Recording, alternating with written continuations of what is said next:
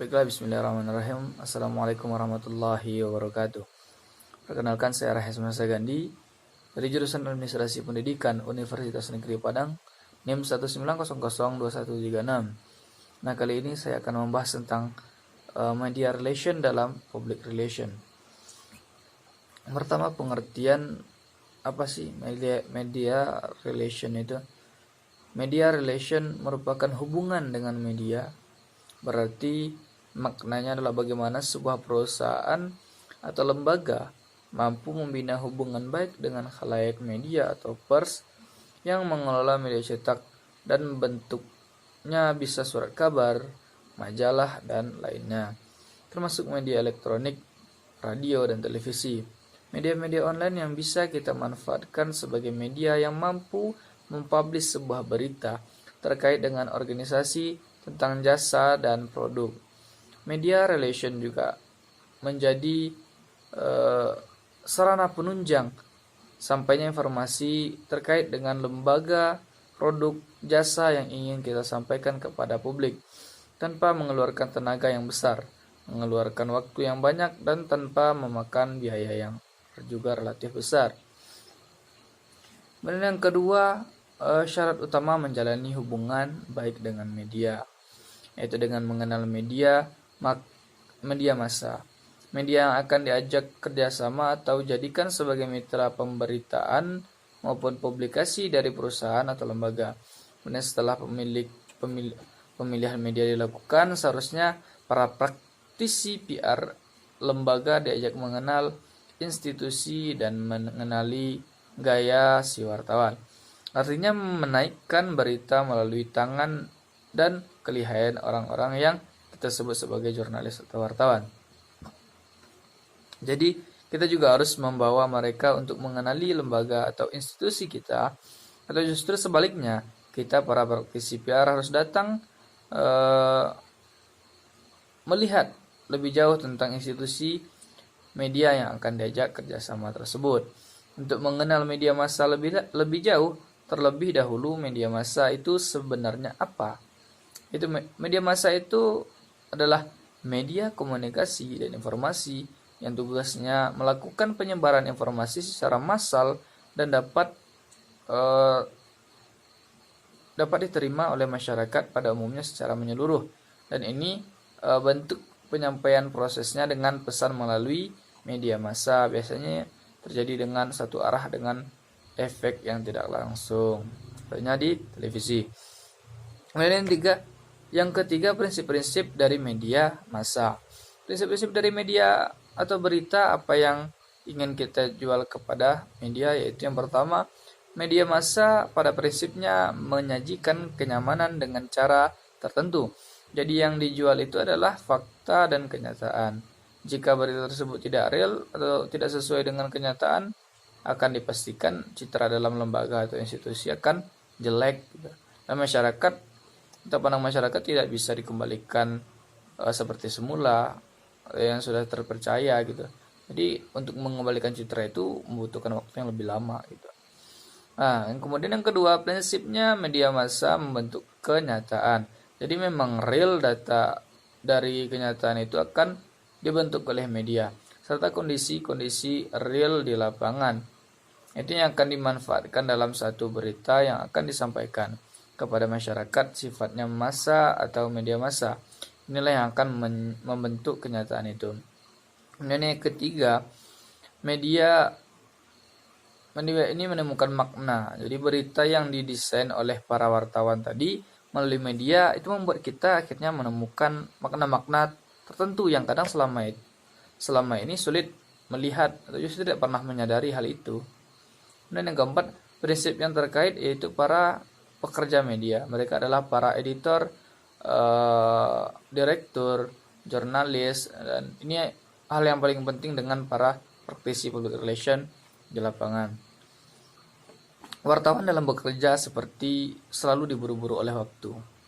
Waktu itu sangat penting bagi mereka karena informasi sifatnya adalah kebaruan.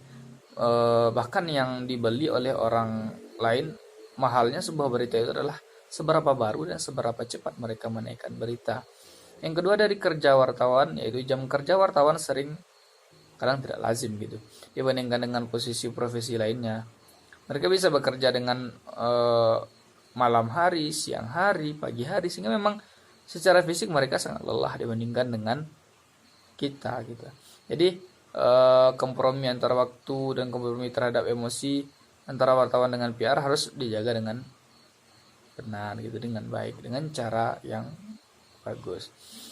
Kemudian yang keempat, karakteristik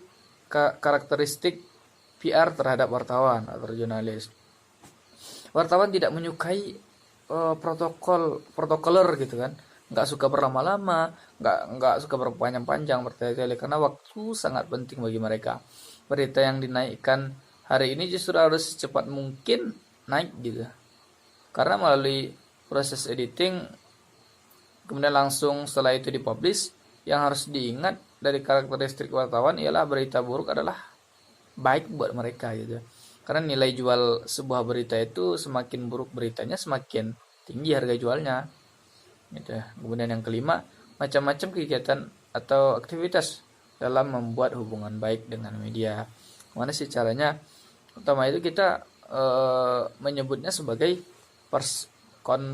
conference atau konferensi pers. Nah, biasanya diberikan secara stimulan oleh seorang pejabat pemerintah kepada sekelompok wartawan. Yang kedua itu press briefing, biasanya diselenggarakan secara reguler oleh pejabat PR atau praktisi. Biasanya lembaga untuk menyampaikan informasi yang baru seputar aktivitas lembaga gitu. Kemudian yang ketiga, press tour. Nah, diselenggarakan oleh suatu lembaga dengan tujuan untuk mengunjungi daerah dan tempat tertentu sekaligus wisata bersama dalam rangka mendapatkan informasi untuk kemudian diteks menjadi suatu berita kemudian dipublish. Kemudian yang keempat, news release atau news press. Nah, dibuat oleh staf PR, diberikan kepada wartawan dengan alasan bisa dimuat di medianya, baik secara untuk maupun proses editing dengan mengandung unsur proses pencairan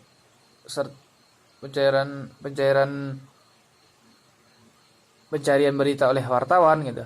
5W1H gitu. What, when, where, why, who, how gitu. Memang sebuah inti dari sebuah berita. Nah, adapun bentuk kegiatan pada media relation yang dilakukan oleh staff public relation atau praktisi PR bekerjasama dengan media dalam rangka menjaga hubungan baik dengan media. Yaitu yang pertama PR itu harus punya special event, itu acara atau kegiatan yang diangkat oleh lembaga seperti penerimaan gedung, open house dan lain sebagainya. Jadi mengacara-acara spesial untuk kita dapat bekerjasama dengan media pers gitu. Yang kedua, per lunch gitu, mengadakan penjamuan makan siang. Jadi bagi para wakil media atau wartawan yang diundang untuk makan siang, padahal maksud utamanya adalah menyampaikan informasi terbaru tentang lembaga gitu, bukan sekedar makan-makan doang gitu. Yang dimana orang berbisnis dari makan siang inilah mereka membuat kesepakatan untuk mencapai tujuan kedepannya gitu. Kemudian yang ketiga itu namanya press interview atau wawancara media. Itu di mana public relation diwawancari oleh wartawan yang maksud akhirnya adalah mempublish berita terbaik seputar lembaga atau organisasi tentang perusahaan gitu. Kemudian yang terakhir, adapun etika media relation dalam sejarah hubungan baik dengan wartawan.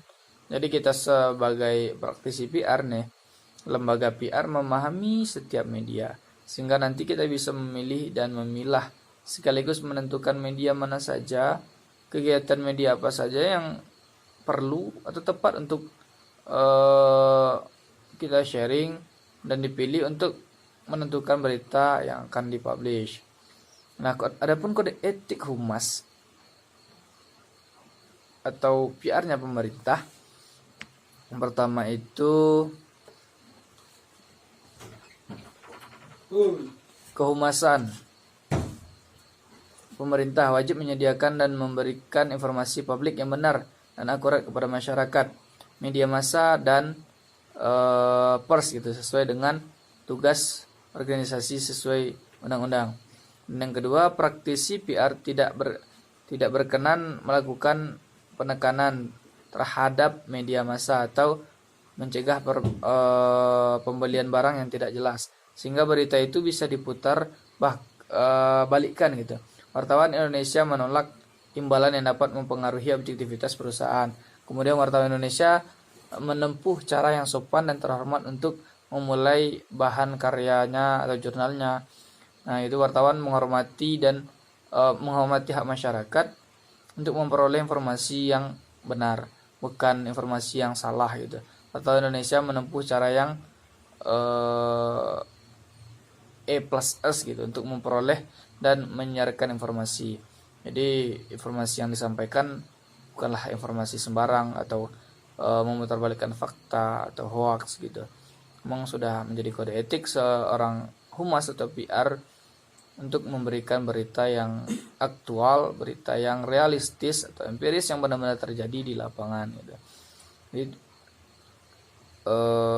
walaupun kita bisa mengedit, kita bisa merubah-rubah isi berita, namun di sisi lain kita sudah melanggar kode etik sebagai seorang humas atau PR gitu dari pemerintah. Mungkin sekian dari saya penjelasan tentang